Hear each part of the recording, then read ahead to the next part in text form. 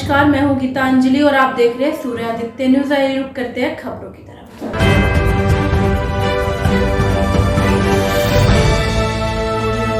गाजियाबाद के मोदीनगर, सीकरी खुर्द और उसके आसपास के कॉलोनियों की 1800 बीघा जमीन को शत्रु संपत्ति घोषित करने के विरोध में ग्रामीणों का धरना तहसील में तीसरे दिन भी जारी रहा।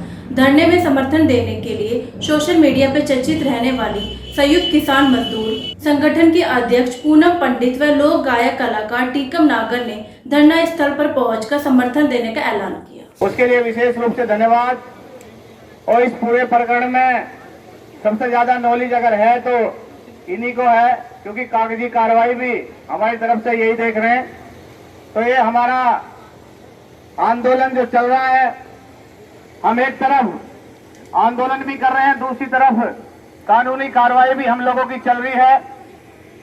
और उस कानूनी कार्रवाई की वजह से जब हाई कोर्ट गए तो हाई कोर्ट का आदेश भी आ गया है कस्टोडियन विभाग को कि भाई तुमने बिना कानूनी प्रक्रिया अपनाए गलत तरीके से आपने इन फर्दों पे चढ़ा दिया। इस आदेश को निरस्त करके फिर से जांच की जाए।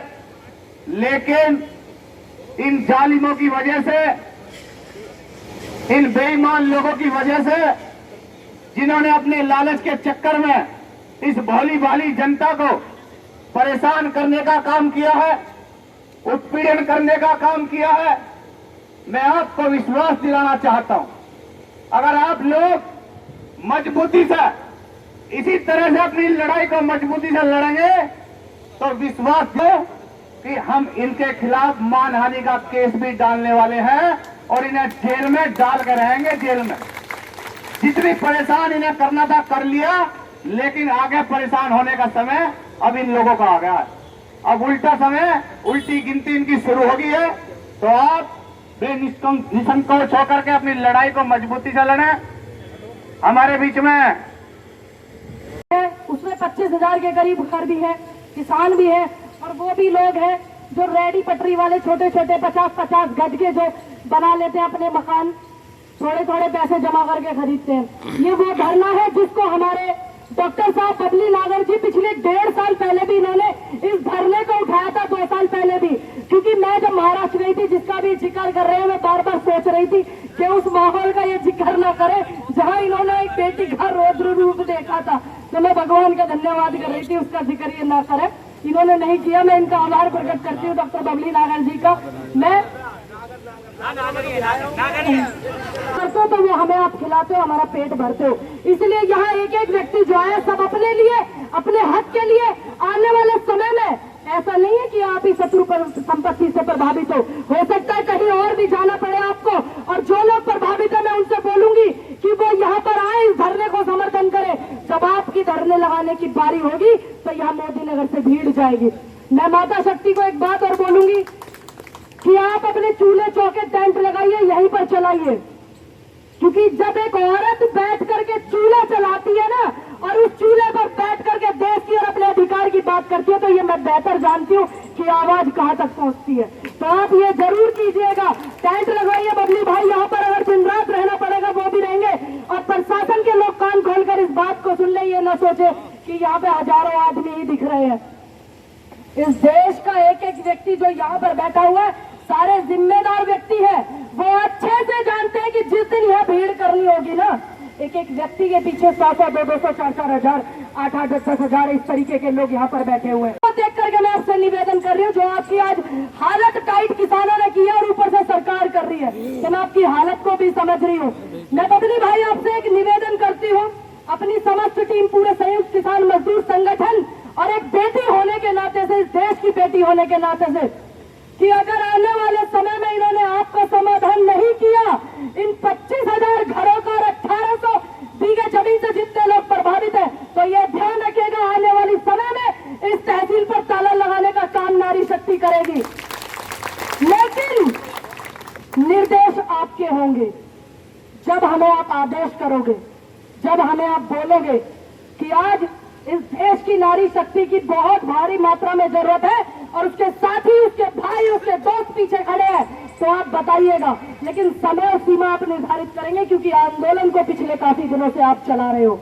ये मैं चाहती हूँ कि इस आंदोलन का जो नेतृत्व करने वाले जो प्रभावित लोग ज्यादा बातों को समझते हैं, क्योंकि इस देश में हमने वो भी आंदोलन देखे हैं इन 3.5 सालों में। कहते हैं ना, गेज डाल के चेक करना, एक एक व्यक्ति को चेक किया बैठ करके बहुत करीब से, क्योंकि हमने लखीमपुर का आंदोलन भी देखा था जिसको लूट करके चले गए थे लोग। याद होगा आपको, किसानों के ऊपर ट्रैक्टर चला था, तुरंत 1 मिनट के अंदर उनकी डेड बॉडी को बिठा करके ले जा करके उनका पोस्टमार्टम करा दिया था, और वहां किसान नेता भी नहीं पहुंच पाए थे, उनके परिजन भी नहीं पहुंच पाए थे, और उनका अंतिम संस्कार करा दिया गया था। हमने वो आंदोलन भी देखा था।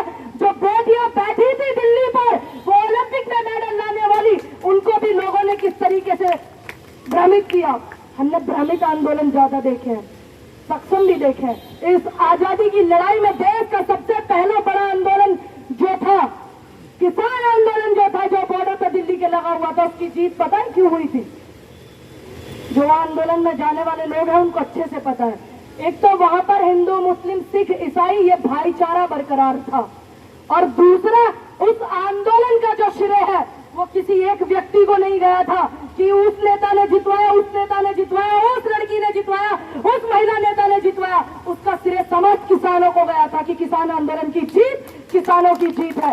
तो इसीलिए आप अपने आप को इस तरीके से गठित रखना, कोई भी निर्णय हो, यहाँ के सभी प्रभावित लोगों का निर्णय होना चाहिए, क्योंकि हमारे बबली भाई मेहनत करके, कुछ लोग आकर के हम जैसे लोगों को बुलाइए, हम आपके आदेश के पालन करने वाले लोग हैं, और यही हमारा कर्तव्य है, क्योंकि प्रभावित आप हैं, तकलीफ में आप हैं, तो आप बस हमें आदेश लोगों को बुलाइए। जो तुम्हें लग रहा है वो मानो।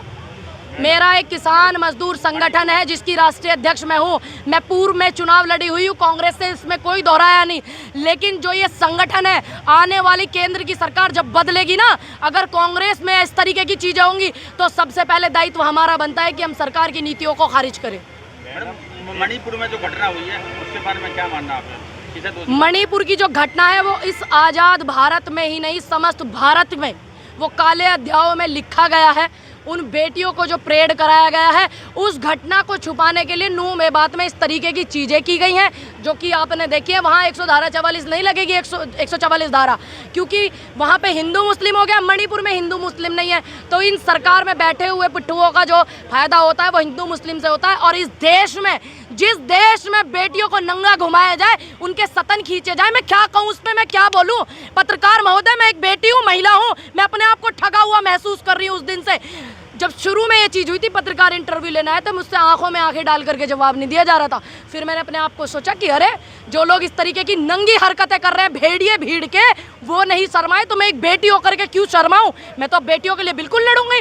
तब मुझ में एक हिम्मत सी आई थी। उन बेटियों के साथ जो हुआ, क्यों नहीं 11 महिला मंत्रिमंडल में है, क्यों नहीं बेटी के सर पे हाथ रखने के लिए गई, क्यों नहीं गले लगाने के लिए गई? नंगा बेटियों को घुमाया गया। हजारों की भीड़ के भेड़ियों ने, देश के प्रधानमंत्री वोट मांग रहे, इधर उधर छत्तीसगढ़ राजस्थान वोट मांग रहे, क्योंकि वहाँ चुनाव है। मणिपुर में चुनाव नहीं है, और मणिपुर में इनकी सरकार है, एन वीरेन मुख्यमंत्री इस्तीफा नहीं देते हैं, वहाँ क्यों नहीं गए? आज एक महिला संसद की मर्यादा को नहीं समझती है, जो बैठी हुई मंत्रिमंडल में है।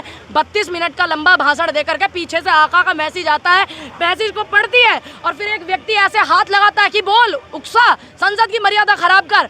और तब वो महिला बोलती है कि विपक्ष के नेता ने मेरे को फ्लाइंग किस किया या फ्लाइंग किस किया। अरे तुम्हें 2 इंच के होठ दिख गए, विपक्ष के नेता के फ्लाइंग किस किया? संसद की मर्यादा को नहीं समझती, एक औरत अपनी मर्यादा को नहीं समझती, और तुम्हें वो 5 फुट की, 5.5 फुट की बेटियां नहीं दिखी जिनके शरीर नंगे थे?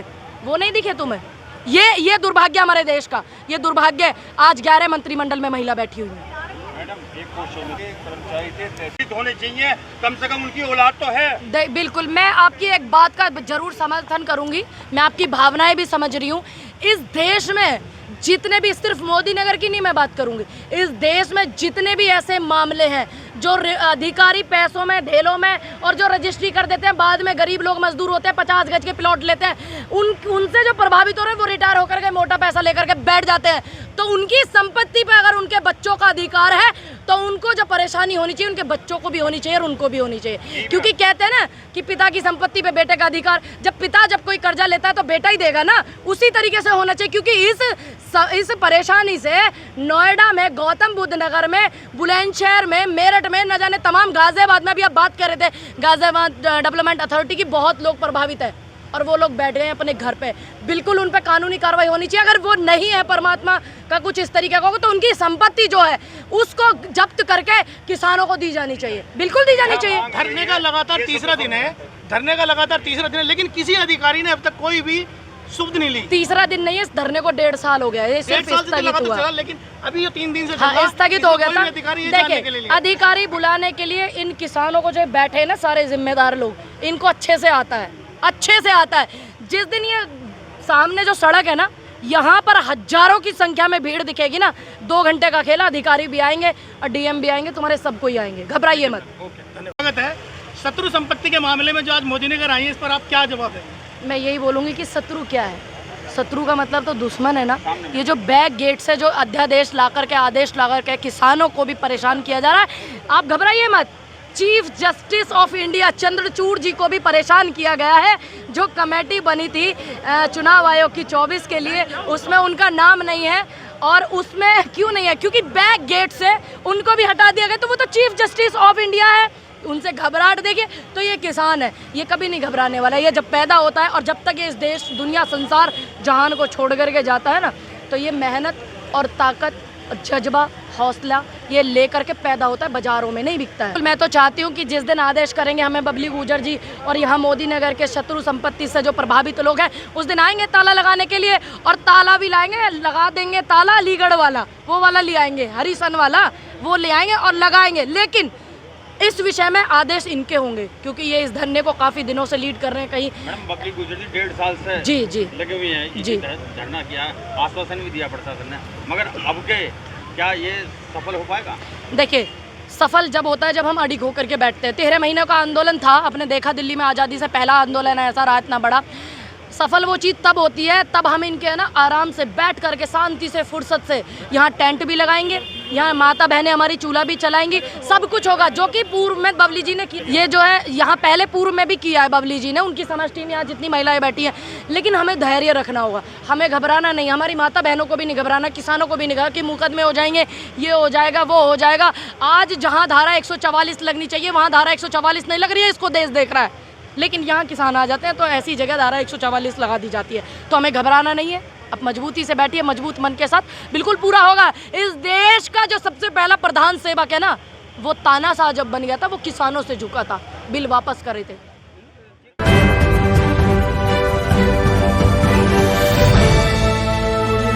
आज के लिए खबरों में बस इतना ही। कल फिर होगी आपसे मुलाकात। हमारे चैनल को लाइक, शेयर और सब्सक्राइब करें। नमस्कार।